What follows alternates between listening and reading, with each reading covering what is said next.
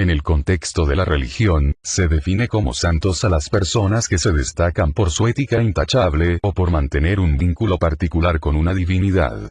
De esta manera, en cierta forma se eleva a los santos por sobre el resto de los seres humanos. En el caso del catolicismo, los santos son declarados por la Iglesia Católica. Cada santo constituye un modelo moral o un guía cuyo comportamiento debe ser seguido o imitado por los fieles. En esta sección veremos a los santos de la religión católica, algunos canonizados y otros que lo estarán pronto. En este video veremos a 5 santos diferentes, e incluiré en algunos casos su plegaria más conocida para que puedas orar a ese santo. Empecemos este video hablando de San Vicente Ferrer. Proclamar la buena nueva de ciudad en ciudad, anunciar el reino de Dios y la próxima venida de Cristo de país en país, era la misión principal del predicador más grande con que contaba la Iglesia en Europa, a fines de la Edad Media. Vicente Ferrer. Cuando terminaba el siglo XIV, azotaron a Europa males de toda índole. Millones de seres humanos murieron por la peste. La Iglesia estaba dividida por el gran cisma de Occidente. Surgieron herejías y supersticiones a tal grado que se creyó cercano el fin del mundo. Para mucha gente este pesimismo originó una profunda y generalizada decadencia de las buenas costumbres. Nuestro santo tuvo el inmenso mérito de detener esta decadencia y, con su infatigable evangelización, logró una profunda transformación de la sociedad. Vicente nació hacia 1350, en Valencia, como hijo de un notario. A los 17 años de edad ingresó en la orden dominicana. Pronto fue elegido prior de la misma.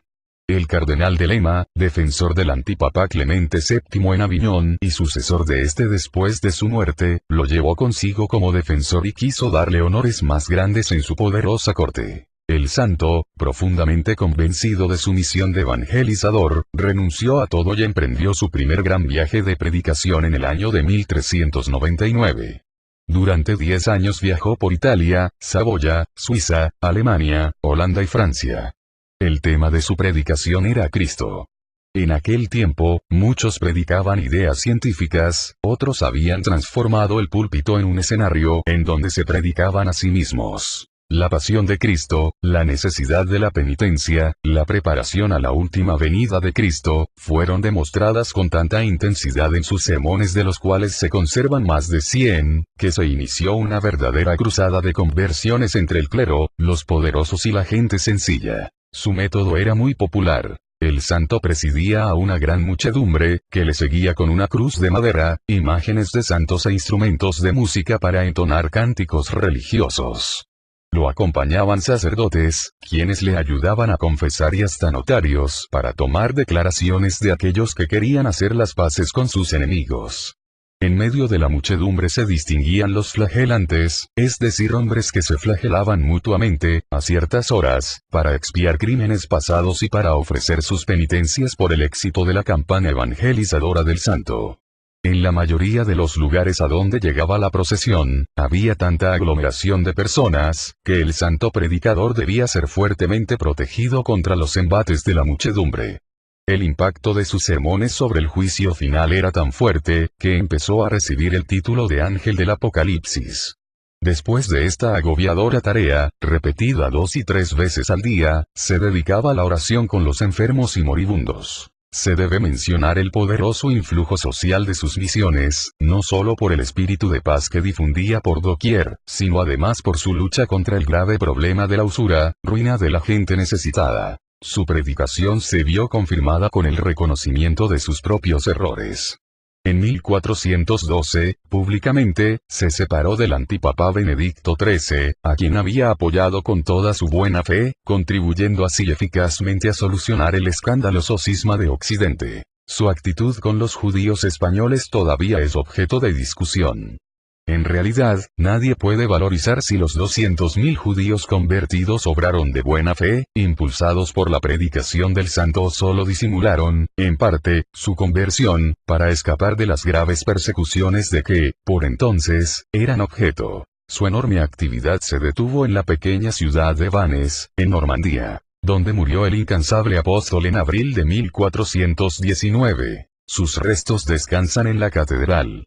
El Papa Calixto III elevó al honor de los altares en 1455. Oración. Dios nuestro, que por la predicación de San Vicente Ferrer quisiste recordar a los hombres que tu Hijo habrá de venir para juzgarnos, concédenos, por sus méritos, prepararnos a la venida del Señor con la observancia de sus mandamientos. Por nuestro Señor Jesucristo. Amén. Continuamos este video hablando de San Juan Bautista de la Salle. Entre los grandes educadores de la humanidad figura destacadamente Juan Bautista de la Salle, aunque a veces, los manuales de pedagogía no citan su nombre. Vivió en la época del Rey Sol, Luis XIV, cuando se abrió un abismo entre la nobleza y la burguesía. Allá lujos y privilegios, acá miseria, por los impuestos y la discriminación. En favor del proletariado surgió un hombre que voluntariamente dejó las comodidades de su clase social, para conducir a la juventud abandonada a una vida más digna.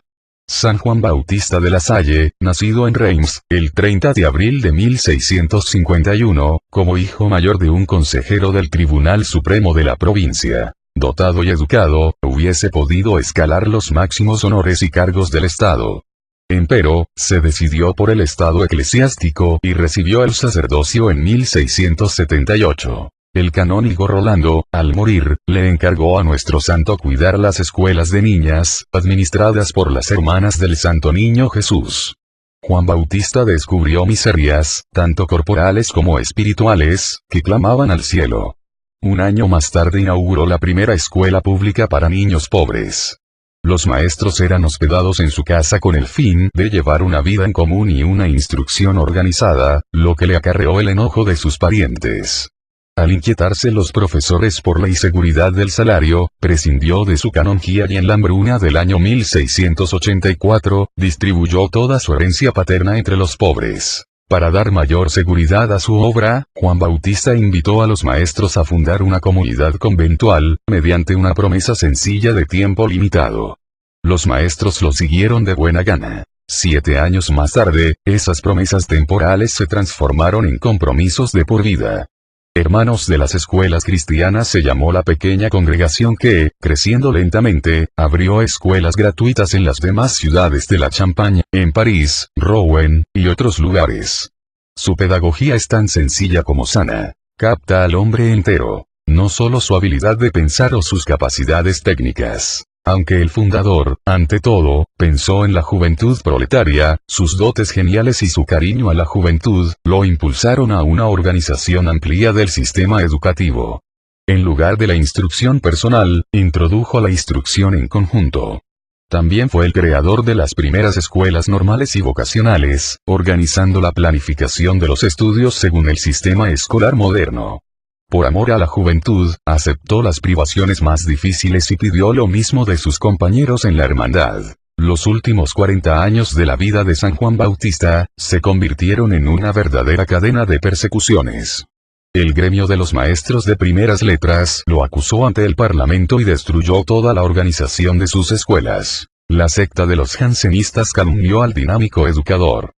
Varios de sus colegas lograron su destitución y por fin, para colmo de males, basándose en mentiras y malas interpretaciones, la autoridad eclesiástica lo privó de sus derechos eclesiásticos. En esta forma, Francia le agradeció a uno de sus hijos más nobles el sacrificio de su vida.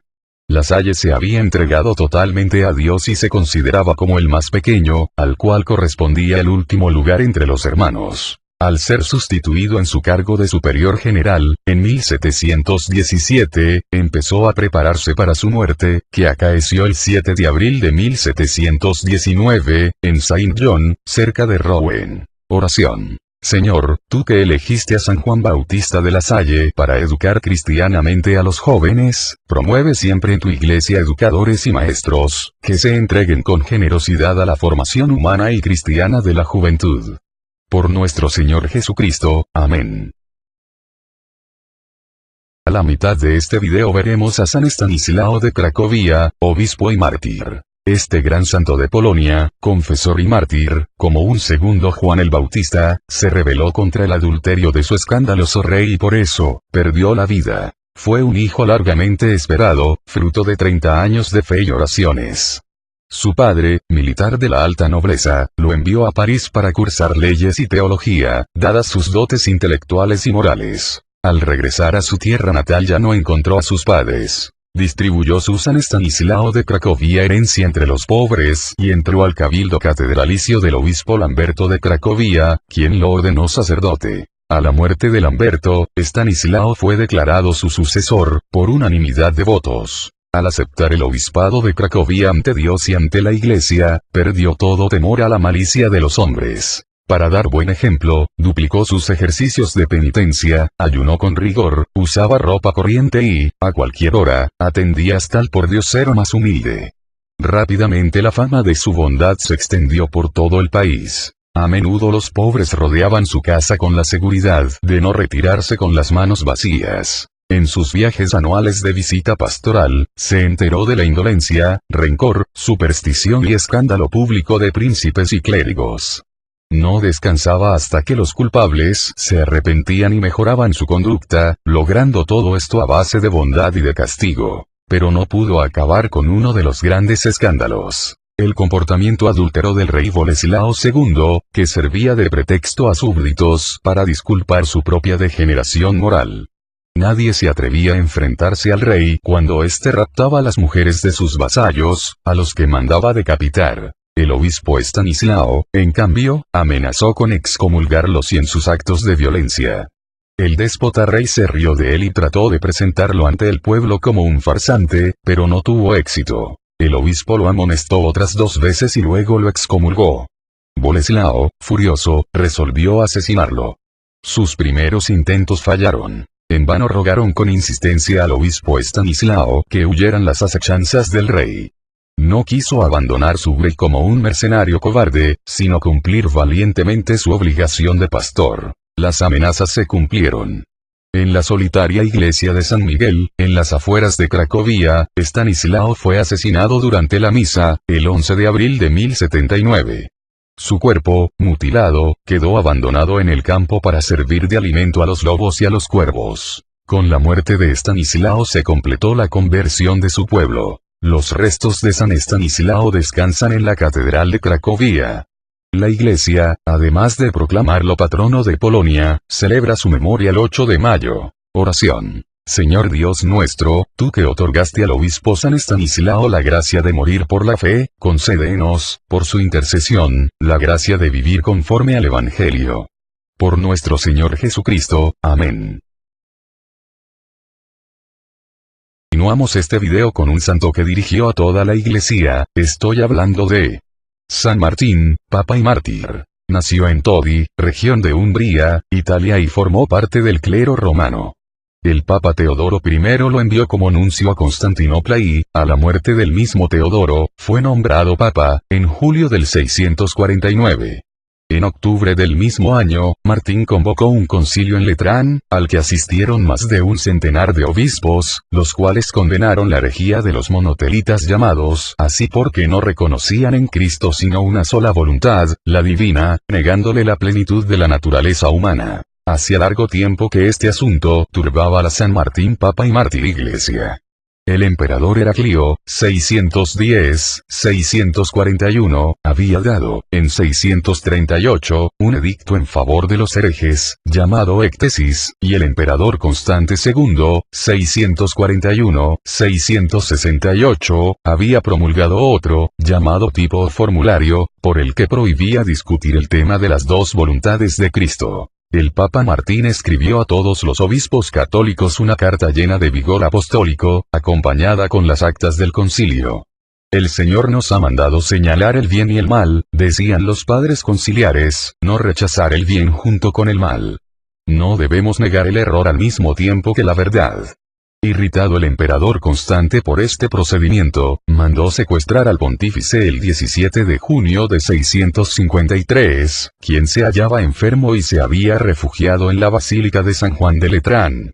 Después de un penoso viaje, llegó Martín a Constantinopla, muy debilitado por una grave disentería. Durante más de 3 meses estuvo encerrado en una prisión obscura. Luego fue condenado a muerte por el delito de traición. En realidad, la causa fue la de haberse negado a firmar el edicto imperial.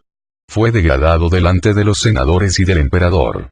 Tras vergonzosos denuestos y malos tratamientos, se le detuvo en prisión otros 3 meses. Por mediación de Pablo, patriarca de Constantinopla, monotelita, arrepentido por su comportamiento con Martín, se le conmutó a este la pena de muerte por destierro perpetuo. Se le condujo al Quersoneso, en Crimea, en abril de 654. Allí, consumido por los padecimientos infligidos, murió probablemente el 13 de abril de 656, el último de los papas venerados como mártires. El martirologio romano dice que sus restos fueron trasladados a la iglesia de San Silvestre y San Martín, en Roma. Oración colecta. Concédenos, Dios Todopoderoso, afrontar las luchas y adversidades de la vida con la misma fortaleza con que soportará el Papa San Martín, por causa de la fe, las amenazas y el martirio. Por nuestro Señor Jesucristo. Amén.